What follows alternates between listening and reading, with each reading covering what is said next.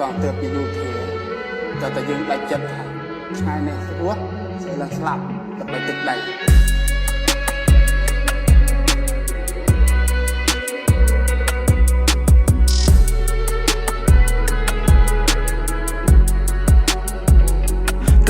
សពខ្ញុំអើយ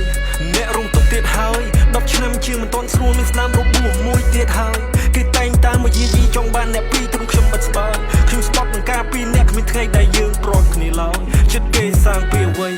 ដូចខុសខើពេកហើយដោយសារតែរឿងទឹកដីប្រជាជនខ្ញុំយំជោគខ្នើយខ្លះបែកបាក់គ្រួសាររត់ចោលផ្ទះដូចជាទីកើយសំលេងទ្រហូរយំបាត់ប៉ាអ៊ំពូយទៅណាយសង្គ្រាមតើបានអីអាណិតក្មេងដែលមិនដឹងអីអាណិតតាខ្ញុំអាណិតយាយអាណិតទឹកដីដែលសែងកំសត់ទំរំពីពីសន្តិភាពពួកយើងធ្លាប់ហើយសង្គ្រាមដែលជួចចត់ទុំវើដែលអ្នកឯងធ្វើប្រវត្តិសាស្ត្រខ្ញុំនឹងចាំកត់ Rest in peace លោកពូស៊ូនរោនគោរពក្បាលខ្ញុំអោនគោរពតបជួមុខដែលឈរចាំទុកមិនខ្លាចគ្រប់គ្រោះយកសាច់ស្រស់ឈាមស្រស់មកពលីដើម្បីឲ្យជាតិរស់វីរៈបរោះដ៏អស្ចារ្យខ្មែរគ្រប់រដ្ឋាចងចាំឈ្មោះរឿងមួយនេះវិសាញឆាប់ឈួតបេះដូងខ្ញុំក្តុកក្តួលឈាមខ្មែរស្រោចលើទួលនេះបុព្វហេតុការពីទឹកដីខ្ញុំអោនលំទោដោយស្មោះអស់ពីចិត្តដោយភក្តីអរគុណសម្រាប់សន្តិភាព Prime Minister សម្ដេចធិបតី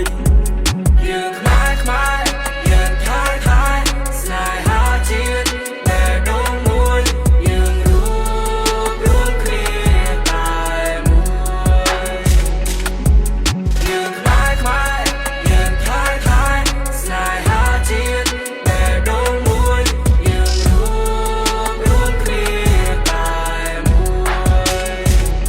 To all brothers and sisters first the care of soldier they twisting the picture with the one that I've been so far invited the motherland playing game at the border they shot first and kill my people fear where the father you claim peace not war then why you start the war justice in your face now the hell you ignore take it to twice each live this war at the door ឬខ្លាចគេដឹងការពិតសន្តានដែលល្បិចចូលចិត្តលេបពណ៌ This the truth I want told the truth will unfold ពួកខ្មែរយើងខ្លាចធ្នូចិត្តទៀងត្រង់នេះជាគោលបើនៅតែក៏ក្លឿនទៀតសូមមកជាតិណារលីដល់ស្នូលពួកខ្មែរពូជវត្តមានតែងត្រូវចាំតដល់តពលជូនដល់អ្នកស្នេហាជាតិ